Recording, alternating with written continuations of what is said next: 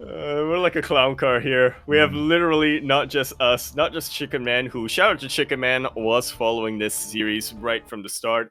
We have every English caster, every other language caster. Glide is in here, Coca's in here, Maddox is in here, CranKy's in here.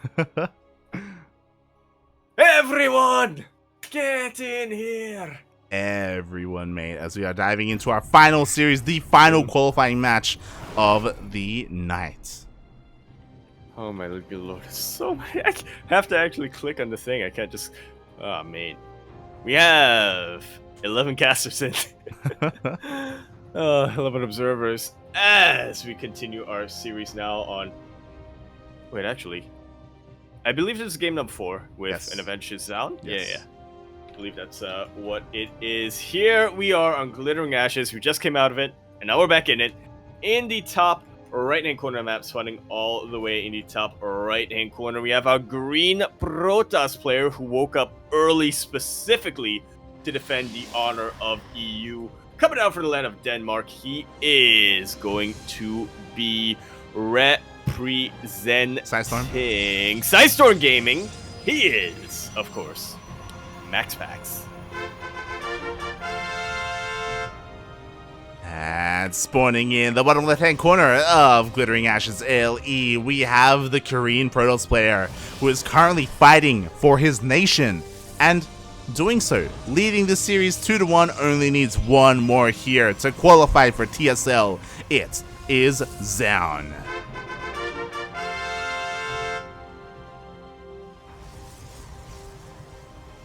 He already got beat by Spirit, mate. He's not going to be beat by another EU player. Speaking of EU player, MaxPax doing MaxPax things. He is, of course, incredibly greedy here in the PvP matchup, going for the low ground wall, going for that Nexus as soon as possible.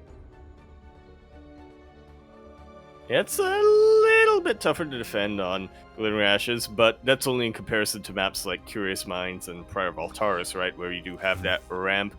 In fact, arguably, it's easier to defend on Glittering Ashes than Curious Minds just because of the rush distance. Yeah, exactly. It's one of those things where the only Protoss players brave enough to do this in this matchup only do it on those maps with those ramps, essentially, just because like it's so risky to do this. But MaxPax, from what we've heard, is that he feels confident enough to, hey, even if my opponent is being aggressive, I believe that I can defend regardless and get away with this more economic build.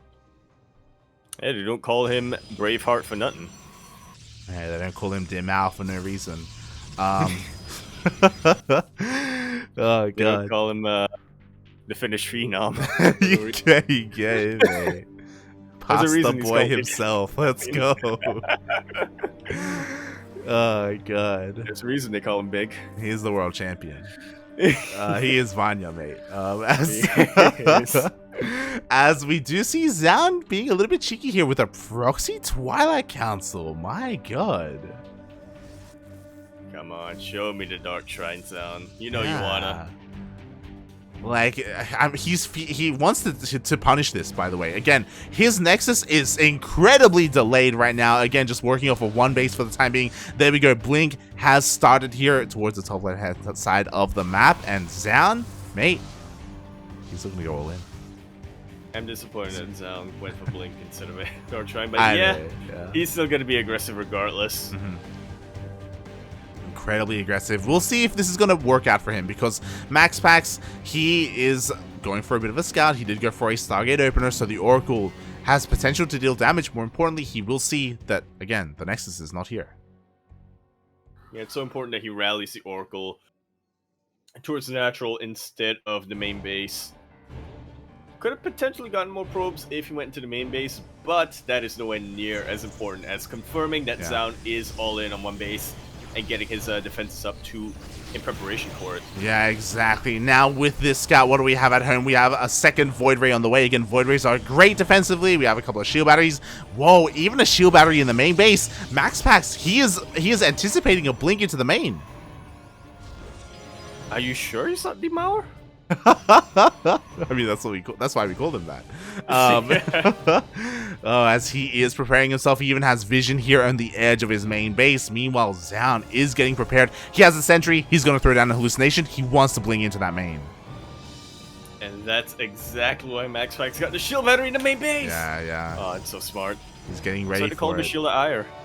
They do call him that, mate. They call him the pride of Altaris, even. Yeah. As we do see Zoun, he's getting ready to go for the massive blink into the main. Colossus? MaxPax, oh my god, he does go for the Colossus for high ground vision? Question mark? I mean, it works. Well, if it works, it works. Yeah. Go. The overcharge is being popped. We have a stasis ward as well to deny an aggressive blink on top of the army. And honestly, Zoun is kind of stuck here in this part of the main base. It's not trading as well as he would perhaps like to, but yeah, he gets the adept and a zealot. Yeah, exactly. He wants to try and overwhelm his opponent. No, Zoun is supply blocked. He just now starts his pylon. Ay, Zoun, mate. You can't afford to make mistakes like this. He's going to be able to deny maybe some of this gas. He wants these Void Rays to overextend. Yeah, but MaxPax ain't falling for it, which is why he's forced to evacuate his main base mineral line. No big deal. He already has his natural base up and running to retreat to. Yeah, but he does snipe one of these Stalkers. Like, the army's getting a little bit lower. An aggressive blink forward. He gets a second Stalker. He needs to be so careful with those blink forwards. Mate. Almost got caught in the stasis ward, but it was all worth it here for Zoun. Mate, Zoun. Oh, no! Zoun, put forward! He was doing so well. If he didn't do that, he would have 100% won. Mate, he has, like, MaxPax has 0 gas right now. He's trying to mine some gas. He cannot produce any more Void Rays. But unfortunately, Zoun, he just doesn't have any more momentum. But in a couple of seconds, he will. That he really will. And the stasis ward prevents a couple of it's too much, mate. Coming in. It is too much. I think even with battery overcharge. Maybe with battery overcharge. No, even with battery overcharge. Yeah, exactly. There's only one Void Ray remaining here. Denying the gases was huge because it meant that MaxPax couldn't warp in any more Stalkers. He couldn't warp in any more Void Rays. He was stuck with only cannons and zealots, and it was not going to be enough. Zoun takes control of the main base, takes the game, and GG gets called.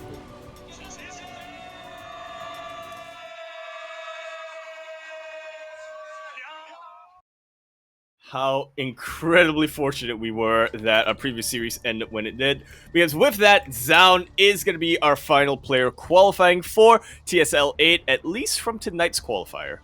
Wow. What a game there. What a game. MaxPax knew what his opponent was doing and he was trying to set up defensively for it. But the way that Zoun maneuvered his army to deny all the mining in that main base, to deny all that gas, it was so smart.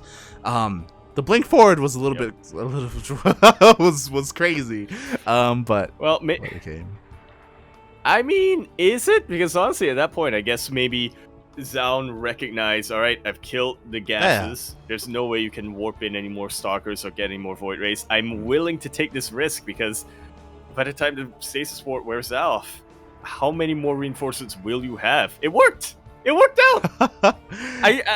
I mean, almost don't believe it. It worked out. It did work out. I mean, it just goes to show like how brutal it was. What kind of position MaxPax was in, right? Where he didn't have anything producing. Nothing was being produced whatsoever from any of the production buildings of MaxPax there. And yeah, despite that stasis ward, it didn't even matter. Zoun takes it, and he does Korea proud. Yeah. And what I have to say is it's about time for Zoun. He's signed up for so many qualifiers. He was there yesterday for the Korea qualifiers. I believe he was in both NA qualifiers as well. I wouldn't be surprised if he showed up for an EU qualifier too.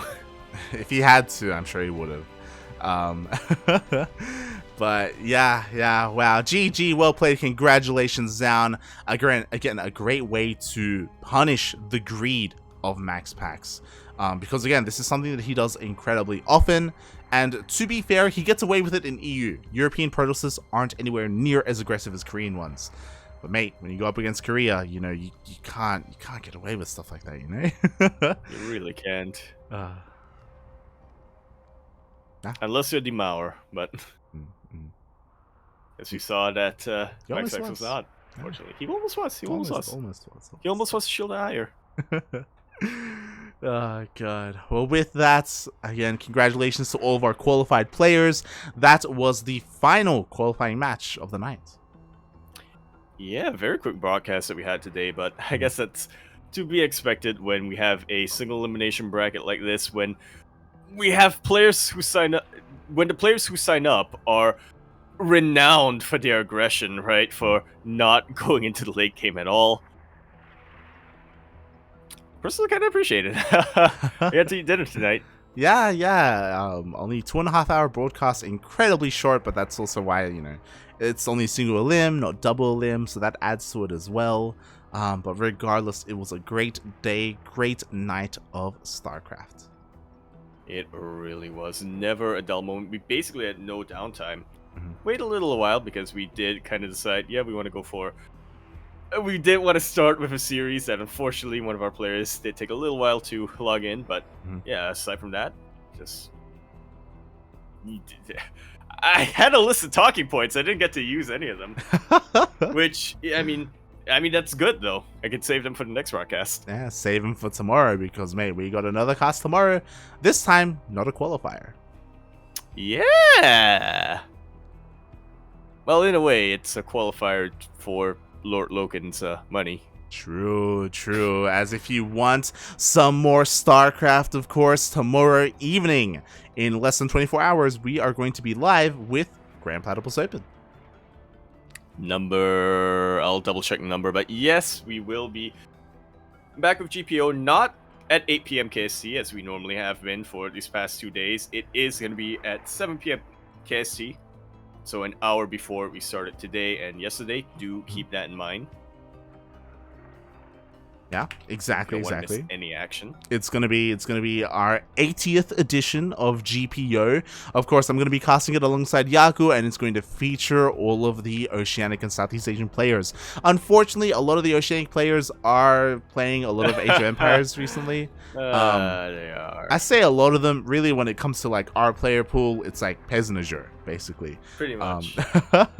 They're the ones that have been drawn in by Age of Empires. Starduck has been playing, but more team games. Like, he's just been playing it casually, not going as hardcore as some of the others, like your Huts and your Seethers. But yeah, it's pretty interesting because they've been finding a lot of success. It's a really, They have. like, it's a great kind of opportunity to take advantage of because at the moment, Age of Empires released in the middle of all these qualifiers. So the very top players of Korea and Europe and North America, they're still focusing on StarCraft, right? They don't have time to play Age of Empires. So some of these other smaller regions, like they can switch a little bit earlier and again get accustomed to the meta of AoE4. You say some of the small regions, but Marine Lord is has been doing nothing but that despite qualifying for the DreamHack Cross Finals. Season finals, yes. Season finals, yeah.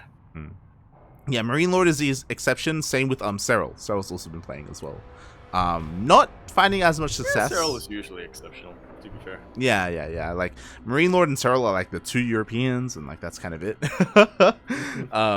So yeah, it's kind of interesting how things are shaping out there for Age of Empires. Also, shout out to Quirky. Quirky was running his own tournaments, his own Oceanic tournament for Age of Empires as well. Yeah, we talked about some of the players who we normally expect to sign up for things like GPO, players from our own region, shall we say, who have been playing a lot more Age of Empires, and they were 100% there for the Quirky tournament.